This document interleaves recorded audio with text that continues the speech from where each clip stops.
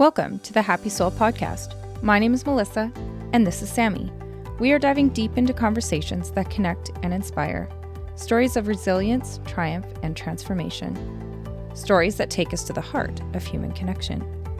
Please note that opinions of our guests do not necessarily reflect those of this podcast. Please listen with your kindness and an open mind. Each story shared is authentic and vulnerable. Let's embrace our differences with empathy, knowing every voice enriches us. Together, let's cultivate a community of respect and curiosity. Thank you for listening. Now sit back, relax, and prepare to be inspired.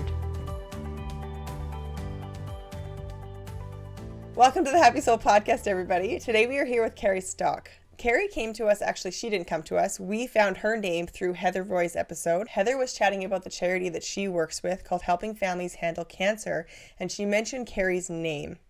She mentioned Carie's name because Carie is also a childhood cancer survivor.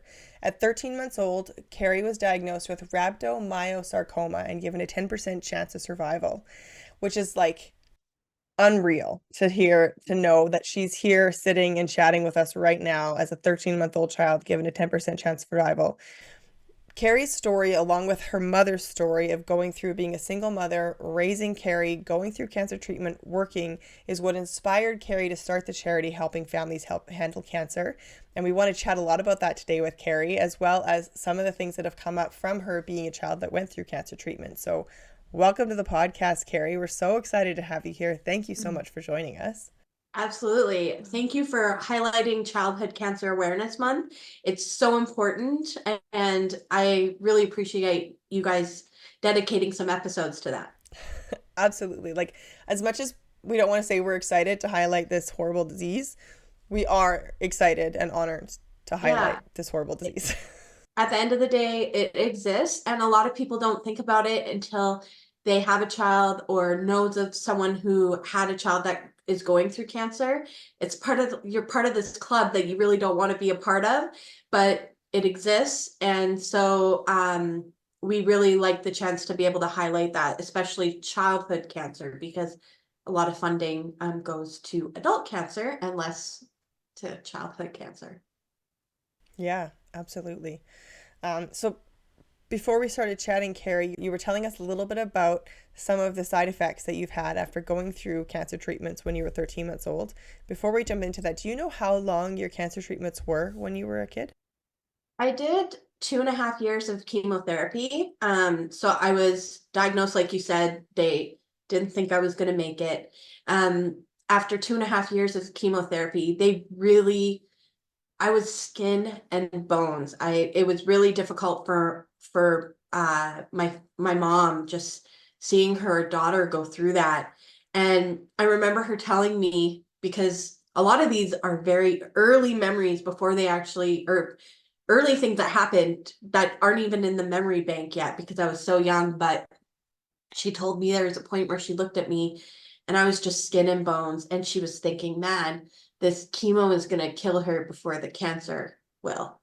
And back in the 1980s, early 1980s, they didn't have a lot of the protocols really ironed out yet. So they were, trying to guess. And so she looked at the doctors and said, I know you guys are good at your job, but I really think we should think about pulling her off chemo. If you think that's right, let's do that. And they did end up doing that, and they actually surgically removed the tumor. So really, I was in and out of treatment from 13 months old when they found the tumor till I was about like 6.5, 7 years old. So that's a long time to have your life uprooted. Not only me, but my mom, who was like trying to pull our family through it. Her and my dad had just split up, and my little brother, Spencer. That's a lot. Those are early memories and moments that he didn't get with my mom, or our mom. My mom, she saw mine. No, our mom. He was kind of passed from family member to family member. So yeah, it was a really tough time. No kidding. Do you have memory of treatments? Do you have memory of what are your kind of earliest memories of this? Yeah, I was just telling someone this today. Like, a lot of people would have early childhood memories of playing with their brothers and sisters or being at the park with their friends. Mine were all in the hospital. Um, I remember some treatments. I remember getting sick. I remember even one time attacking the doctor with silly string. Still being a kid, but a lot of them were all hospital related. And it's really weird to kind of grow up like that because you're not getting the usual childhood experience. Yeah. Man, that's Wow. that's wild. And so what about obviously, I mean, I guess I'm assuming here, you can totally correct me if I'm wrong here. There's being a child, there's only so much you're going to remember of the struggle that your parent goes through to help you. So what is a memory for you that you remember about your mom at that time trying to raise you and take you through cancer treatments and take care of your brother at the same time? And what are things that she shared with you that inspired you to start your charity? Absolutely. So I do remember the feeling of always feeling, the memory of always feeling safe. Like when I closed my eyes at night, she was there. And when I woke up in the morning, she was there. She was very dedicated at being bedside at the hospital with me every step of the way. I remember never being scared because of that. Honestly, thinking my mom was like, I look back and I absolutely think she was an angel. And I always say, I really feel like she's the reason I got through everything that we got through together. I always felt safe. She was an advocate for me. I never felt really scared. Like, sure, there was some moments that weren't great in treatment, but she just made everything so much better and so much more fun. Like, we we're very close even to this day. And as I got older, she did tell me a lot about, how, because I would ask those things like, what was this like? And what was that like, piecing together pieces of the puzzle that I remember and putting it into what fits. And so she shares, a lot about my story and my journey with me and us together. And it was really tough for her. And that's only because I was an inquiring mind and older. Did she ever share that with me? But the struggle was very great. And for a lot of parents, it is very great. And they would never, like as a child, you don't know that's going on. Like I remember we lived in low income housing. She had like back then you would put things on layaway and she would go and we needed a winter jacket. So she would go and like put little, bits of deposit down on this layaway. And I never knew how bad it really was. She was always good at putting on a brave face in front of me and my brother. And I remember the moment that I realized that we were low income housing. It like one day I just looked around and I realized, oh, this isn't always, you know, this isn't always typical. Like this, it's not exactly what I thought it was. And I think that's really interesting because it was just like a profound moment in my life because I was so she protected me from so much, Wow. so much. Wow. Go mom. Yeah. Absolutely. Yeah. Like what an incredible like trying like just seeing that I think and I think I'm putting words in all sorts of people's mouths right now, but like hearing that being some of the parents that we've interviewed who are trying to be strong for their kids right now and knowing like what you remember. And I know like it started when you were 13 months old, but like you said, went up until you were 6 or 7 years old. Like those are the ages of a lot of these kids right now. And I think that that is probably an inspiring thing for these parents to hear, that you don't remember. I'm not saying the memories aren't there, but what sticks out to you isn't your mom crying in a bathroom. It's your mom being there and loving you and making you feel safe and taking care of you. And I think, yeah, She was That's always there and it was always that was always so important. She literally gave birth to my brother, who's a year younger than me, at one hospital and then visited me at the children's hospital the same day. She was just amazing woman. Like, yeah. And so this charity was really built on life experience of what we went through as a family, and just really wanting to make it better for families who are coming behind us. They're going through so much agony, going through the worst experience they'll ever have in their entire life. And, at the end of the day, we can't impact what ending that may be. But I always look at it as, we can impact the journey. We can make it just a little bit lighter, give them just a little bit more breathing room. That fuels me every single day to be able to help more families in that way. Yeah. And Oh. so hearing your mom speak about how hard that was for her, that's kind of what made you be like, I want to make a difference for families going forward and start the charity of helping families help handle cancer. Yeah, absolutely. I know it's a mouthful. I should have named it something else, but my mom still says, like, she's my mom to the very end. She's still like, I still think that's the best name because you help people handle cancer. And I was like, well, what happens if we had picked something else, like helping families with cancer, like something that's not such a mouthful? But no, she's such a cheerleader, and she likes to actually be in the background. So when you come to events of ours or get involved in any way, you'll meet my mom at some point because she likes to kind of be a cheerleader in the background. Hey, your mom sounds amazing. I want to meet her. She sounds so awesome. Oh my She gosh. very much is. Oh, I love it. Okay, I want to ask you a question, and Sammy, just let me know if I'm like veering us. But I want to ask you a question before we dive into the charity, because we want to dive into this charity. We want to hear all these stories, and we're really excited to hear about it.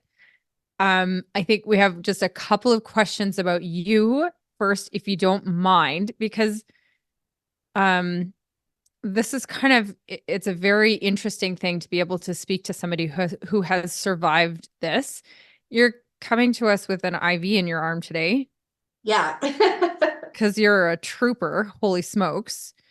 Can you talk to us a little bit about what your life has been like on a physical vantage point? Like, what has health looked like for you? And then also, how does this affect how you live your day to day, as in like on a mental capacity, like on a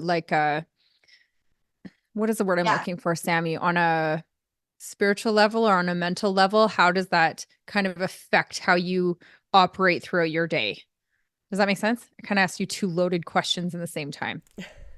All good. I'm an open book and I'm happy to share, especially now that I'm 40 and having received treatment so long ago. A lot of it is looking back, there's not a ton of childhood cancer survivors I've met that are older than me. So I'm kind of like, just I'm seeing them come through now as treatment, as depending on what cancer you have, it's treatment, it has been progressing, I should say. Mhm. But anyways, to answer your question, I'll just be very candid. So the cancer was in my abdomen. So they actually had to take my uterus. So anywhere where the cancer was sort of surrounding, they had to take. So they took my uterus, and they also took an ovary as well when I was 5 years old, very young. And so I've kind of always known that I can't have children before I knew what having children meant. I knew I couldn't have it. My mom always looks back and was like, was that the best decision to tell her that way? And honestly, it was. It was never so shocking to me. So I've actually never had a period in my whole life. I can't have kids. I know I hear they're awful, but nope, never experienced one of those things. Um, the other things that treatment did is they give you a binder actually when you after you've been followed for so many years of all the different cancers and all the different or chemos, treatments, and what some of the side effects were. And so chemo also, I was young when I started getting chemo. So it actually, I had all my baby teeth in, some of my baby teeth. So I actually never got a lot of my adult teeth. and the enamel, the chemo wore down on the enamel. So I was prone to getting cavities, even though I would brush my teeth and still do more than anyone else, and I still get cavities. So my family had to spend quite a bit of money out of pocket, dealing for many years, like even when I was a teenager, of having to yank out teeth because not all my adult teeth came in. I think I have 4 adult teeth and the rest are baby teeth. And so I had to get 6 implants put in. And I had to decide, like, bridges, implants, living without, blah, blah, blah. We weighed all the pros and cons, dentures, blah, blah, blah. So I have 6 implanted teeth. Also, the chemo I have was known to cause hearing damage. So I actually have hearing aids that I wear, although I'm terrible and I really don't like them. They're uncomfortable. So I don't you'll find me not wearing them most of the time and just saying, what, a lot, and talking loudly to compensate for the fact that I don't hear well. So that's fun. And on top of that, yes, I do have kidney and bladder issues because of the damage that happened there. So yeah, I literally have had, as I was saying before the episode, I've been in and out of the hospital since May. And this last month in particular, I have been going in for IV treatments. And basically they've been trying to get me to feel better because I haven't been well, and they've been giving me IV antibiotics because the oral antibiotics aren't helping. So I have a ton of kidney damage, and in fact, when I did have both kidneys, I had so much damage that they only each worked at 50%. And then 10 years ago, unrelated, I had a growth on one of my kidneys, and it turns out it wasn't cancer, but they thought it was for a couple days, which was really scary for our family. And they had to remove that kidney. So right now I only have one kidney and it functions at 50%, which means in my lifetime, it could happen that I might have to go on dialysis and then get a kidney transplant.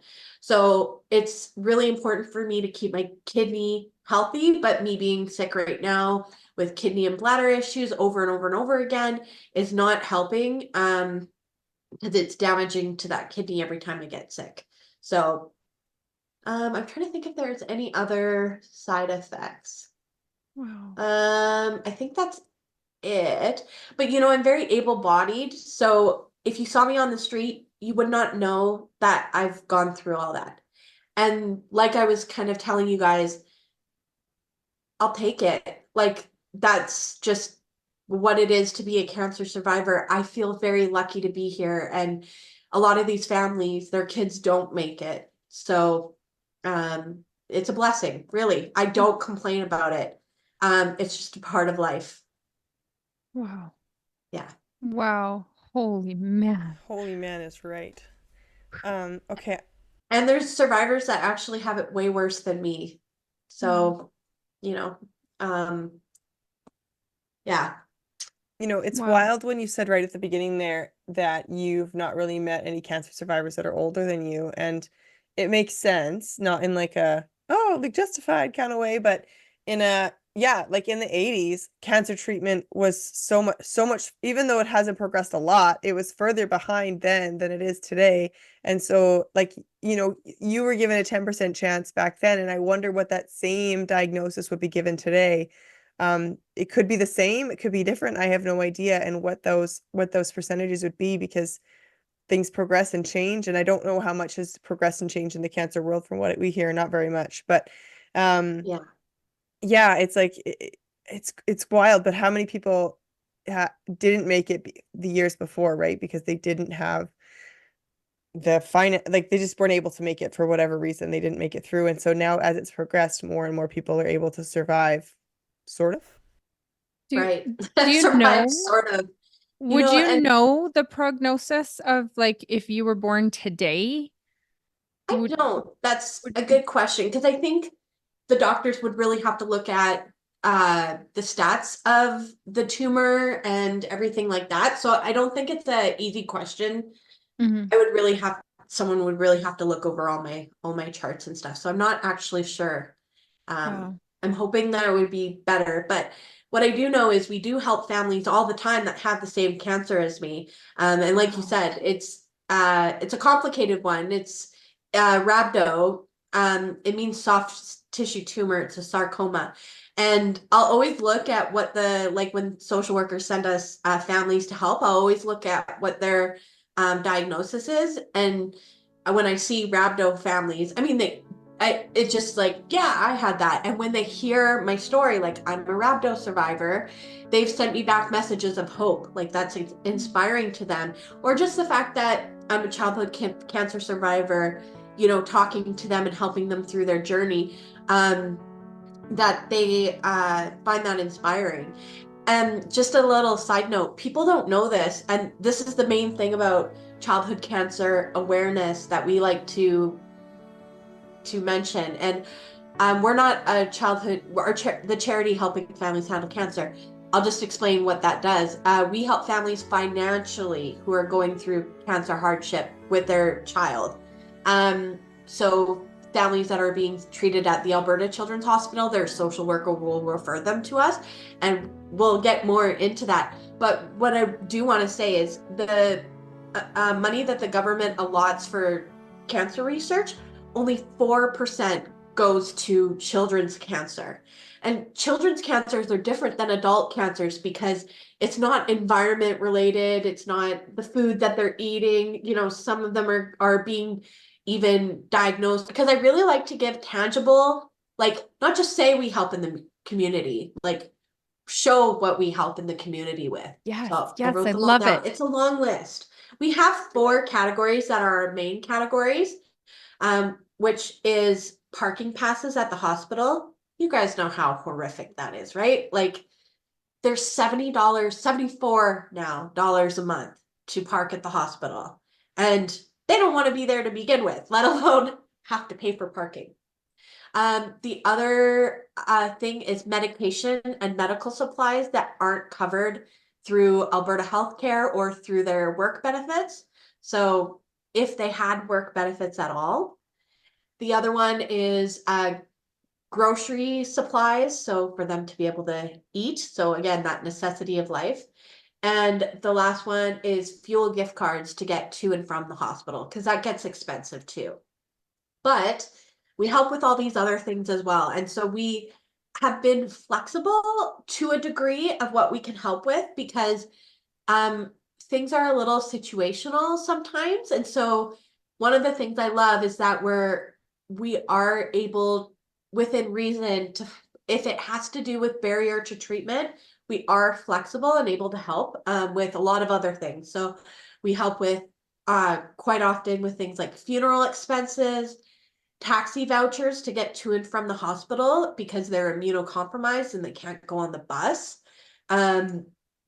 rent or mortgage payment. So if, for example, a family lost their child and they needed some time to grieve, no one wants them to be forced back into work the very next day to pay the bills after they just paid for an expensive funeral. So to just give them a bit of breathing room, we've done that quite a few times where they can have some time to grieve and be a family. So they can't afford a vehicle payment, an ambulance bill. Imagine being a parent who absolutely has to call an ambulance and is so worried that you can't afford it. That happens a lot. I mentioned vehicle repairs and stuff like that. Bus tickets if they're not on treatment and they're having to follow-up appointments or something like that and they don't have a car. Groceries, meal vouchers at the cafeteria, utility bills. So families, we've literally kept the heat on in a house or put the electrical on when their child finally is allowed to do outpatient treatment for a while. They have to have a safe environment to come back to, and also the siblings and the parents themselves. I mean, that's basic stuff. Cell phone bills, a digital thermometer. So every family is given a digital thermometer. when you're on treatment, if you spike a fever, you do have to go to the hospital. It's very important because it's a sign of something going wrong or you have an infection that has to be looked at right away. So often families weren't allowed to be able to be discharged unless they had the ability to pay for a thermometer. But then social workers were coming to us saying some of the families can't afford it and we can't discharge them without them having the necessities. Can you guys step in? So now we provide thermometers to the hospital, which was fun during COVID when all the thermometers went crazy. It was really hard to find, but I called in some favors and we got some. As I said, medication and medical supplies, health benefits. So if their health benefits were going to be cut off from work and they couldn't afford it, paying for medications out of pocket fully is just ridiculous. So we can help cut back some of the cost on that. Specialist appointments. People don't know this too, but we've had to help to pay for dental related things. So kids who have cavities that need to be done, you can't go into treatment with a cavity. So before they start chemo, you need to get that looked at. And if the family can't afford it, what do? Delay treatment. So again, social workers, we're just solving all kinds of problems for people. We've done the odd wig. We're not huge into, like, there are charities that are more wig based, but we've done a few of them. Clothing and incidentals. So we had a family who called an ambulance, and they were from another city, but then they got helicoptered to Calgary because people don't know, but different hospitals have different in different cities have different specialties. So here in Calgary, we're the bone marrow transplant center for Alberta or Canada. I don't know how that works. And Edmonton, for example, is the heart transplant and heart related stuff. So we sometimes families have to crisscross where they're going. So this family went by ambulance, then didn't know this case was so severe they had to come by helicopter, literally arrived to Calgary with the clothes on their back and in the middle of winter, didn't have a winter jacket. They didn't expect all of this to go down the way it did. So we were able to provide them with some of those clothing necessities, toothbrush, that kind of thing. Hotel costs when Ronald McDonald's house is full. People don't know, but Ronald McDonald House does charge a very small fee for families to stay there. It's not 100% covered. So instead of spending $130 a night, I think the charges like $13 or $15 a night to stay there. But if you're a family who's struggling financially and you're coming from out of town for treatment, and that $13 to $15 a night, and you're there for a long time, really adds up. So we've helped pay for that.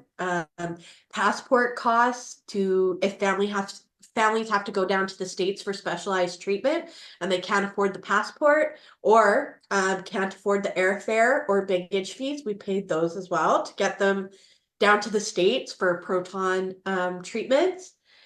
And I mean, the list goes on and on. Learning equipment, sperm banking, respite, after school care. So what I love about us is any way that we can really help families that makes sense, we will do. I remember one time, we've only had this request one time, but the social workers called me and they said, this dad is sleeping on the floor because his son needed the bathroom and the dad's bed was the closest and he was sharing the bed with another sibling. So the dad was sleeping on the ground. Do you think we could get him a mattress? Like, yes, we can get him a mattress. Like, no family should have to go through that. So I know that took a lot there just to kind of tell you a little bit, but I think it's important to tell people, who we help. And these families are your neighbor down the street. They're people you are in the grocery store with and you wouldn't even know it. They're all over. And it's interesting because sometimes I'll be connected on Facebook and I'll meet a new person and it's like they know one of our cancer families. I see it all the time. Wow. I'm so glad that you shared that list with us because there are so many aspects of that I was like, I would have never thought about that. I would have Me never neither. like there are so many parts to this that if you haven't been affected by childhood cancer, you're not going to know it. Like and I, yeah, I'm really glad that you shared that with us. There's so many things that because it just is, it's like a ripple, right? Mm-hmm. Even What I to, love Yeah. about our charity is the families that we get to meet every day. I don't know what it is, but the coolest kids get cancer. It's the weirdest things. And like the siblings are also awesome, but like I get to meet so many cool families and siblings and parents and from all backgrounds. We see all different, cancer does not discriminate. So we see people of all different genders and ethnicities and all different walks of life. It's really a melting pot of people that go through this. And you never know it until you're there. But um getting to call families and tell them that we're helping them in this way is honestly so rewarding. They cry like almost every time. I'll tell you. They're the most grateful and often without words because they just can't believe that someone would be willing to help them. And that also picks up their spirit a lot because they feel cared about and thought of as well. yeah. I think the thing that sticks out to me about that is obviously just the obvious of how many things you're impacting. But just like thinking about my personality in that situation is like, I wouldn't tell a social worker of the financial struggles because I would think it wouldn't matter. You know what I mean? And so, like, I feel like putting that out there, whoever hears this, if they're a family going through that, they might be thinking, my social worker doesn't need to hear about my financial struggles because there's nothing they can do about it. And there is, in this instance with your charity, there is something they can do about it. And in my head, I was like, yeah, like parking, groceries, rent, like those were like the things that kind of crossed my mind. Maybe some medical stuff, but how far that actually goes to your charity helping people is unreal. And I really hope that somebody listening who's sitting there with a child going through cancer and they've not told their social worker of some financial struggle hears this and goes to their social worker and says, okay, we need help. Mhm. We do hear that a lot as well. Not everyone will feel comfortable disclosing or feel it is complaining. Or I get sometimes feel that there's a family more worse off. And it's Yes. like, no, you're there. You are going through it. You deserve help as well. So we haven't had to say no to a family yet, and nor do we ever want to be put in that situation, which is why I'll take a quick second to plug our upcoming event in Childhood Cancer Awareness Month. So we Yes. have a dessert gala going on September 28th. So we want local, so it's an event where we're bringing in local bakeries and um, businesses that have desserts, and we're doing a dessert gala so people can sample local desserts from around Calgary and the area. And we're going to have a couple of our families speak at the event. It's at Devonian Gardens, and yeah, it will just be a fun night out if someone wanted to come out and hear more about the charity. They can go to helping sorry, helpingfamilies.ca is the website, and you can see dessert gala right off of there. We actually came up with the idea of a dessert gala, and our event coordinator is like, she searched Childhood Cancer Awareness Month, and there's a couple things out east, and there's a run in Calgary, but she wanted to do something more. So she's actually using this year to lay the blueprint down of what this event would be. And then we're going to give out a manual to other childhood cancer related charities across Canada and encourage them to host a dessert gala as a way to fundraise and make money.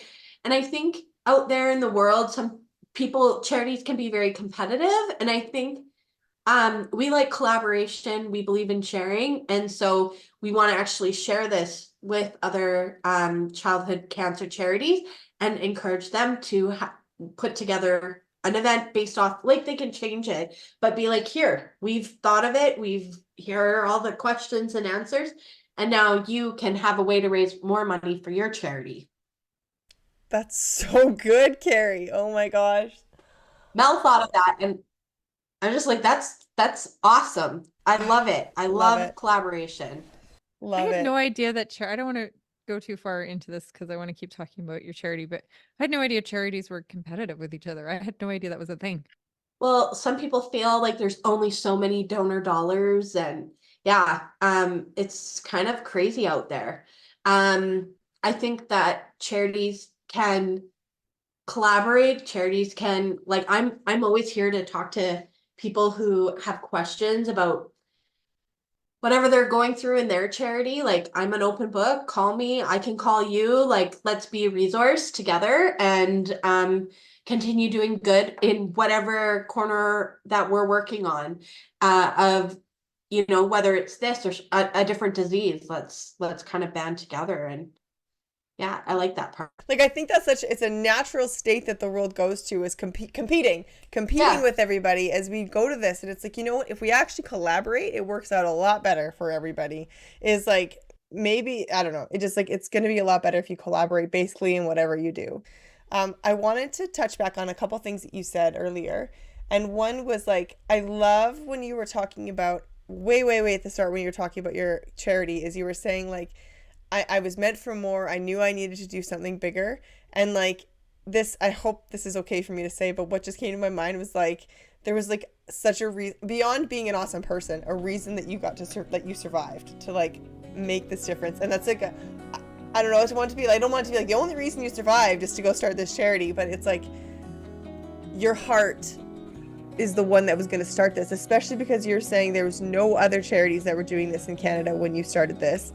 Like, your heart needed to be here for more reasons than one, but for this one as well, to make this difference in so many people's lives. Like, I think that was just, when you said that, I was like, holy smokes. Like, It feels weird to me because, like, yeah, I don't know what the universe had in mind or has in mind, but I don't know, it just helped give me purpose in life, and it actually gave me the experience. A lot of people say to me, I don't know how you do what you do, because we do lose a lot of the kids in our program, and we are talking to distraught families, and it is a tough space, but for some reason it comes very naturally to me, and I don't know if that's because that's been my whole life. I was in the cancer world as a teenager. I went to cancer camp and met a lot of my friends are cancer survivors. You know, they were part of my wedding, and I've seen them have kids, and we've grown up together. And so I've always been surrounded by it. I've been to more funerals than probably anyone you know. I've lost a lot of friends, a lot of people for someone my age. And I think I've just been really surrounded by it. So I'm not numb to it, but I feel like I don't know, it just comes naturally, and I never can really explain it other than that. And we have the childhood cancer aspect, and someone who also works at the charity is a parent of a child who has passed on. So we have the childhood side, the parent side, and also the bereaved parent side. So we do cover our bases there. And Heather has brought in so much insight to the charity as to how we can grow. One of the things she brought to us is, I had approached her and I'm like, I don't know what to do, but when we lose a child through our program, I don't know how to go about getting in touch with the families after. Like, do I call them? Well, that doesn't seem like the right time. Do I send an email? Well, that seems impersonal. Like, I can't show up at their house because that's also not appropriate. Like, they're busy planning funeral arrangements and grieving and all that stuff. And she said, I think you should start a bereavement box program. So now when a child comes through our program with a family and they've passed away, we send them a specially curated box. You can see them on our website, and they're made specifically from helping families. We mail it out, so we don't interrupt. We're just sending it from afar just to let families know we're thinking of them. And in this box is specially curated items that are known to like help with grief or be a bit of self-care. So anything from a worry stone to seeds for like a bird seed thing that you can hang. A lot of people in grief, being around nature can be helpful, or a lot of people think, birds and loved ones coming back. So just kind of helping them in nature. Bath bombs, a special mug that just lets them know that we're thinking of them. So when they grab their morning coffee or have a tea, they know that we're there for them. And then we put in a couple of books. One is The Invisible Thread, is talking about how even when our loved ones pass on, they're always with us through an invisible thread. And even if they're not passed on, it's for parents to help kids know that even if they're at school, there's an invisible thread, like we're always here for you. So they can read it with their other kids and siblings, and it can help bring some comfort and conversation to grief. And there's a couple other books in there as well. And then a really thoughtful card that is from us, letting them know we're thinking about them. Wow. Well, that's a great idea. And that, just to plug, those boxes already existed through Avery's Legacy. So anyone who ever wants to buy a box for someone who loses someone, we have ours that are in-house that are branded and specifically for us and sent out. But you could go to Avery's Legacy and you can buy a box for a friend or a family member who's going through grief. Carie, the stuff that you're...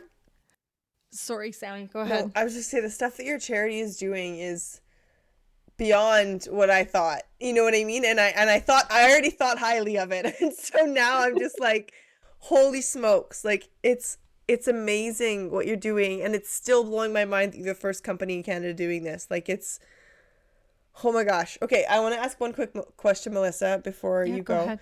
But what I want to ask is, again, earlier when you were chatting, you were talking about how you respond within 24 hours to families and you react to help with them with their financial situations, like within 24 hours, 24 to 48 hours, I think you said.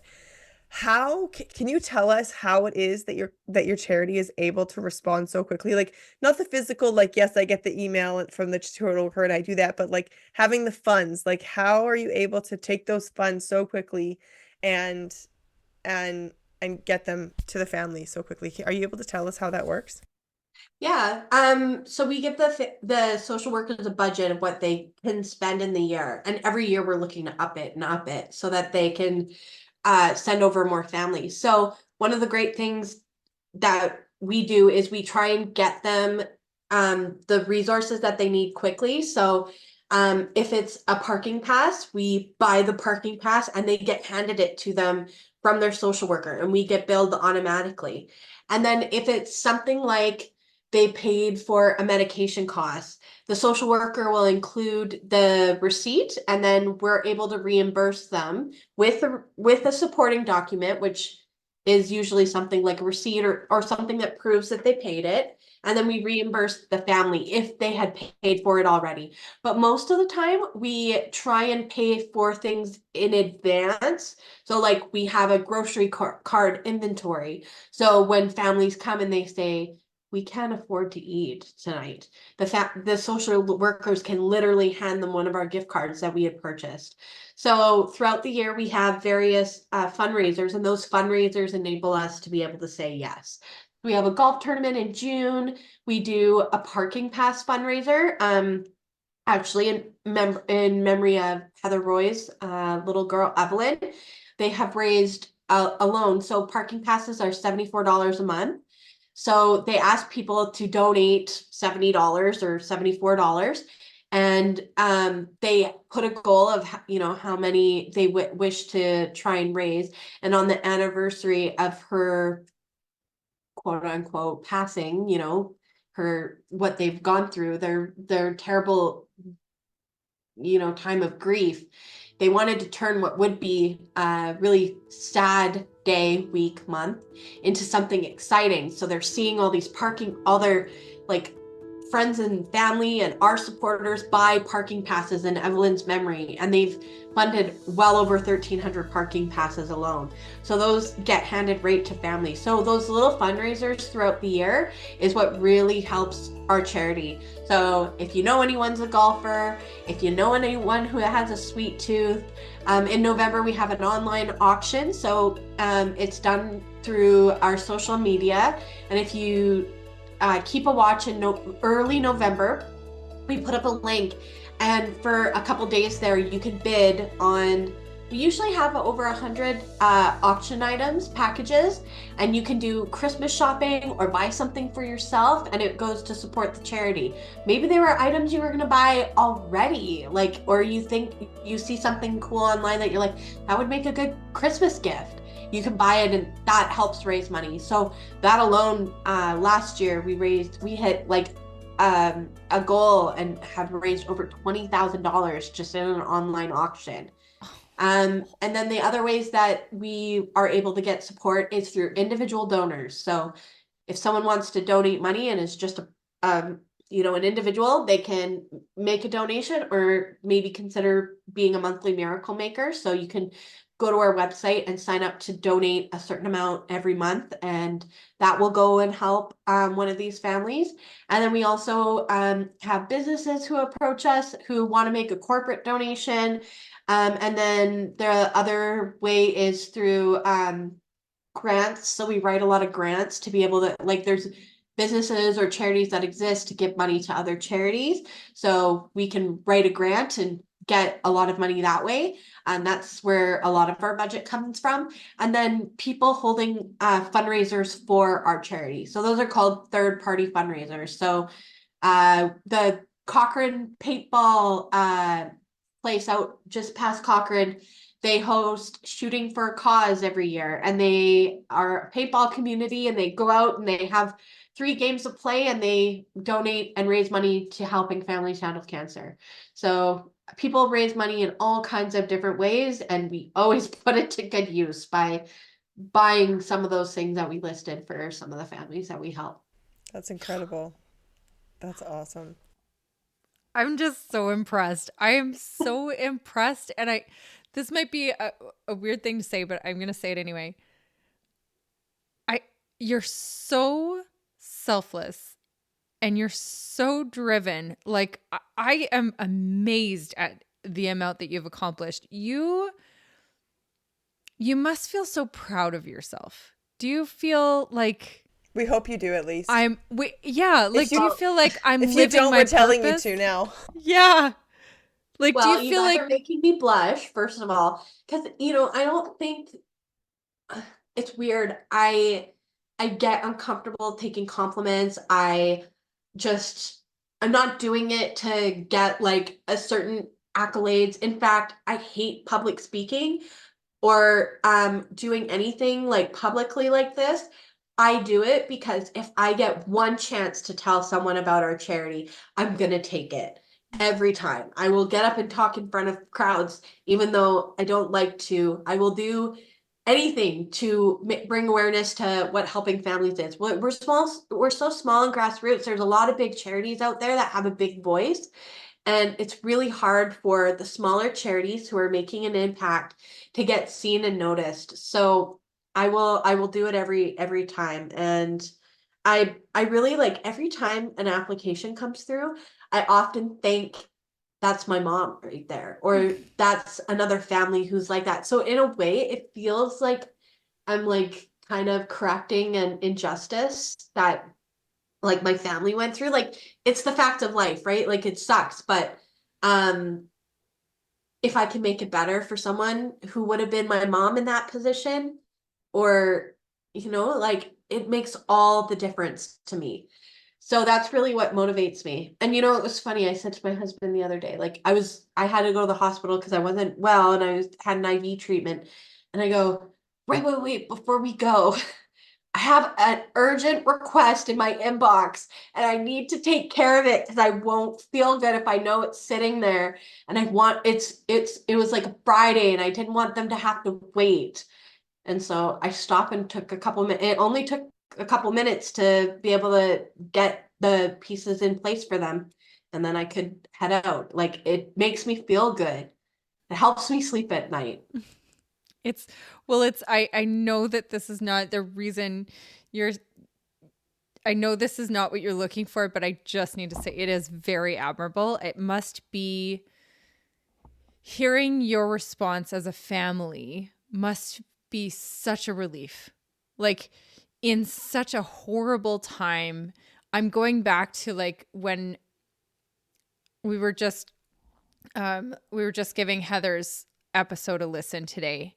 And so it's just fresh in my mind when she was talking about Ev getting diagnosed. And I'm picturing her in that moment getting support from you would have been such a relief in such an unfathomable time. Like, Heather, just to have that support. Yeah. Sorry. Amazing. Heather tells a story of, she said she didn't know her daughter had cancer. She thought it was appendicitis. She goes in right as the doctor is telling her that her daughter has cancer. The alarm on her phone goes off telling her she needs to go get parking paid for.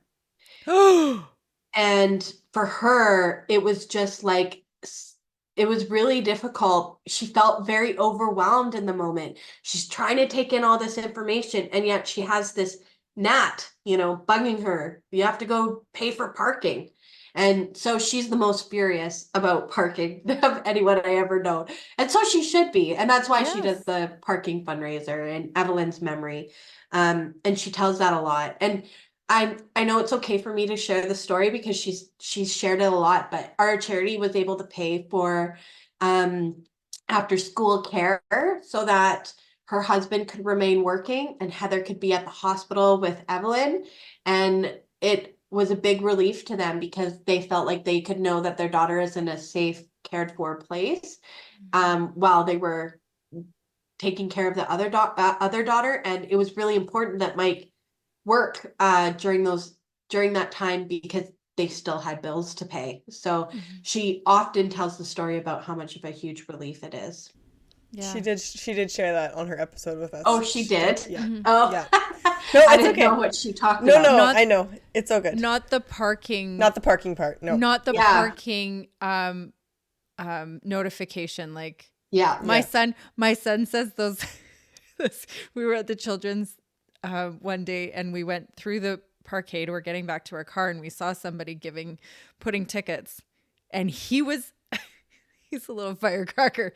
He was furious. Like, he's got a glare on him that will turn things to stone. He was glaring at them. I had to tell him to stop. I'm like, honey, they're just doing their job. They're bad guys, Mom. I'm going to go tell them they're being bad guys. They should not do that. Oh, I love it. Tell me to come volunteer for us. He was just searing into them. Yeah. Stop. I know they have a job to do, but they must feel really bad about that. Horrible. Yeah. They must just like, don't look at me. Don't look at me. That's what I would. Here's like, my son just glaring. I love it. He sounds like a firecracker. I love it. He is. Carie, I wanted to ask, before we started recording, you had chatted about wanting to talk about some of the kids and families, and I just wanted to know if that was what you'd already shared about the ways that you'd impacted them, or if there was something else in that piece that you wanted to share as well. Yeah, I just, like, the families, if you ever had a chance to meet and talk with them, they are the most amazing people. The strength that they have. And, I often hear families say, people ask me, or like they'll say, people ask me how can I do it, or I'm so strong, but I didn't have a choice. Parents will absolutely remortgage the house, sell the farm, get rid of all their assets. And another thing that people don't realize is these families are actually going in debt for long periods of time. Cancer treatment isn't a short circumstance. It's multiple years, sometimes a decade, where they're going through. I have a family right now who's on their 4th relapse. So their child has on their 4th relapse. So they've gone through it so many times, and with each relapse, the prognosis of their child making it is less and less. And when you're going through something financially for that long, like, you're really losing it all. Like, and someone shouldn't be going bankrupt because their child has cancer. I know it's way worse in the States, but people think, oh, healthcare here, we got it set, right? But all that time away from work and all the additional expenses of things that aren't covered just add up so much.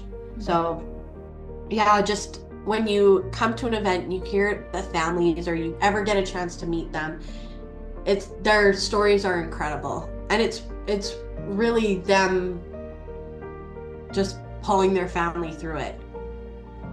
Yeah, they're really awesome. Man, Carie, your heart is huge, and you've just shown so much love for these families that you don't know. I mean, I know you get to know some of them, but you don't know them at the start, and your desire to just make such an impact on them is unreal. Like, I'm like teary-eyed most of the time listening to you talk about how much you love and care for each and every family that comes into your charity and that you hear about through your charity. I think it's incredible. I just want to ask, is there anything that you wanted to speak about that we haven't spoken about yet? No, I think we really covered it all. I just wanted to say, when I was listening to your podcast, you guys talked about the heart of human connection, and how, hearing what you guys do is hearing people's stories and what they've lived through and what they're experiencing. And I just wanted to say thank you to you guys, because you're giving a voice to people who have something to say, and it's a great platform. You guys also do this out of the kindness of your hearts. You're recording very late on a weeknight, and I'm sure you guys have other jobs too that you do on top of this, and other things that you're managing. And I think it's really selfless that you guys are able to give people a platform like this who wouldn't normally have it. And I'm just so thankful. I love that you had said, get ready to be inspired when you hear this, because that is what lights me up every day. I need a little inspiration every day. And hearing all different walks of life is really inspiring to me. And it just feeds the soul, the happy soul, right? So I just wanted to say thanks for having me. I really enjoyed talking to you guys today. Oh, well, that is so sweet. Thank you so much for saying that. That is so kind.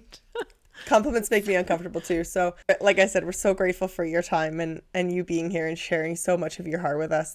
Honestly, we mean that from the bottom of our hearts.